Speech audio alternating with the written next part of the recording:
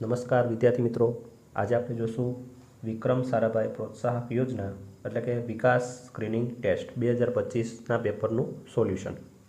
Okay, જે તમારે રવિવારે 19 જાન્યુઆરી 2025માં લેવાયેલું હતું.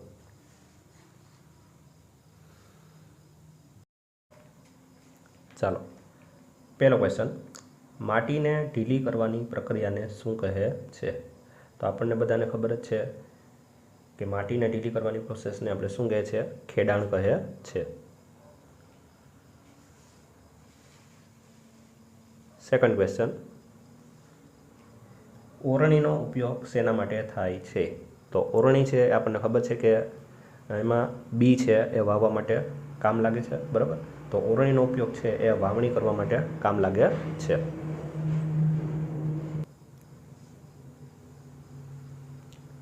ક્વેશ્ચન નંબર 3, નીચેનામાંથી વટાણાની મૂળ ગાંઠોમાં હાજર બેક્ટેરિયાનું નામ આપો. તો વટાણાના મૂળ ગાંઠોમાં કયા નામનો બેક્ટેરિયા હોય છે? તો કે રાઇઝોબિયમ નામનો બેક્ટેરિયા હોય છે, બરાબર?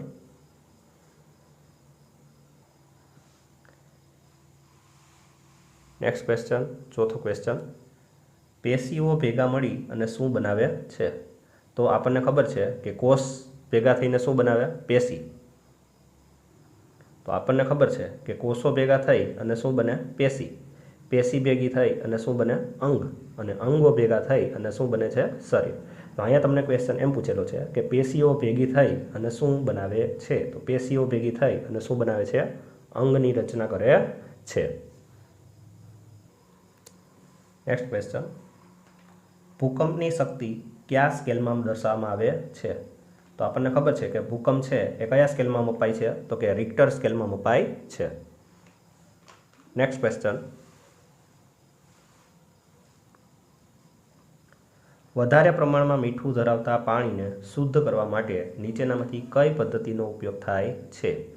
તો વધારે પ્રમાણે મીઠું એટલે કે ક્ષાર. તો જેમાં વધારે પ્રમાણમાં ક્ષાર હોય છે તેને આપણે શુદ્ધ કરવા માટે શું કરીએ છીએ? તો કે આરઓ પ્લાન્ટનો ઉપયોગ કરીએ છીએ. કયા પ્લાન્ટનો ઉપયોગ કરીએ છીએ? આરઓ પ્લાન્ટનો ઉપયોગ કરીએ છીએ. તો આરઓનું ફૂલ ફોર્મ શું છે? રિવર્સ ઓસ્મોસિસ, બરાબર? તો વધારે પ્રમાણમાં મીઠું ધરાવતા પાણીને શુદ્ધ કરવા માટે આપણે રિવર્સ ઓસ્મોસિસ એટલે કે આરઓ પ્લાન્ટનો ઉપયોગ કરીએ છીએ. નેક્સ્ટ ક્વેશ્ચન, ક્વેશ્ચન નંબર 7, ખાલી જગ્યા સૌથી ઓછું ઘર્ષણ ઉત્પન્ન કરે છે? તો રોલિંગ.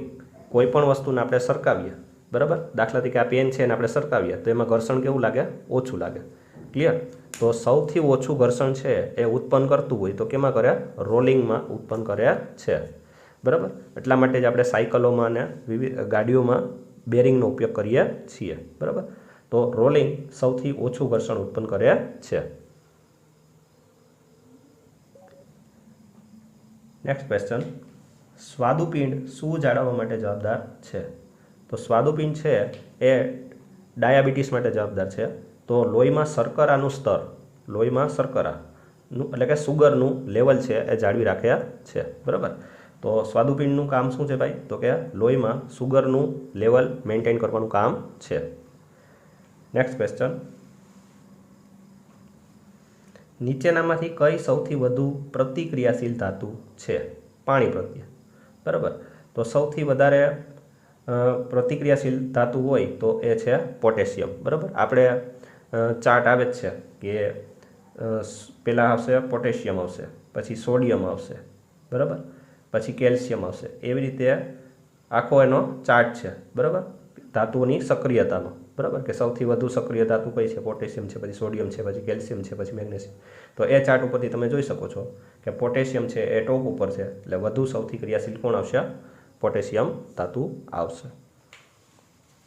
નેક્સ્ટ ક્વેશ્ચન, ઓરડાના તાપમાને કઈ ધાતુ પ્રવાહી સ્વરૂપમાં હોય છે?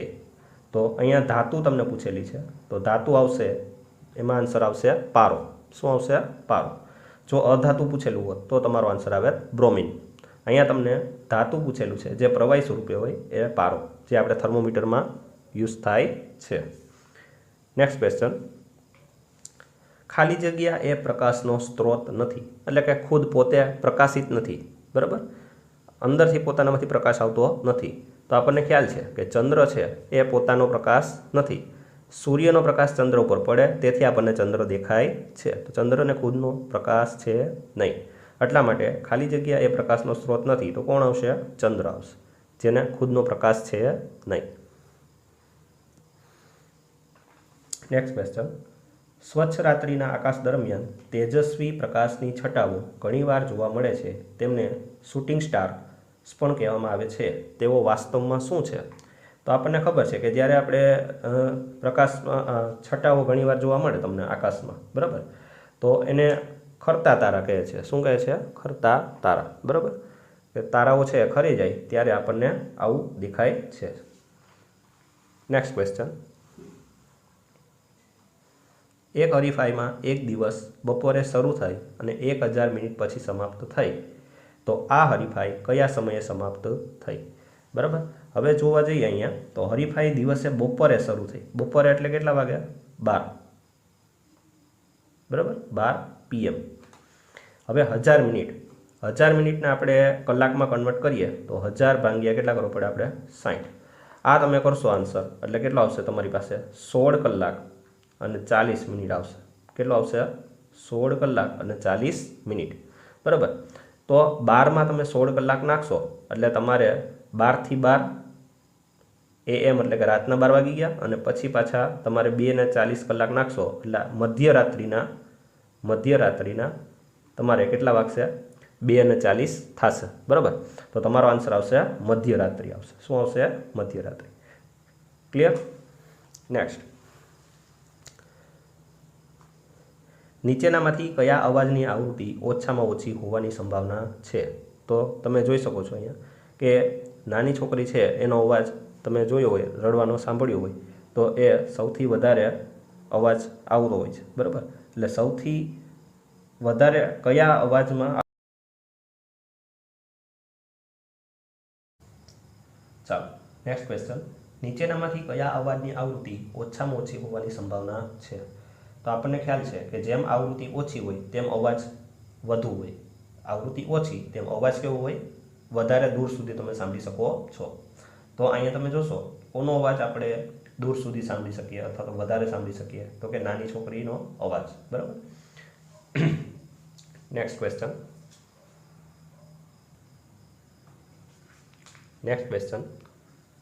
ગુરુત્વાકર્ષણ બળને કારણે પૃથ્વી અને ચંદ્ર એકબીજાને આકર્ષે છે, બરાબર. આપણને ખ્યાલ છે કે પૃથ્વીની આસપાસ ચંદ્ર એ પરિભ્રમણ કરે છે, કારણ કે પૃથ્વી છે એ ચંદ્ર ઉપર બળ લગાડે છે અને ચંદ્ર છે એ પૃથ્વી પર બળ લગાડે છે. આ ગુરુત્વાકર્ષણ બળને લીધે એકબીજા પરિભ્રમણ કરે છે.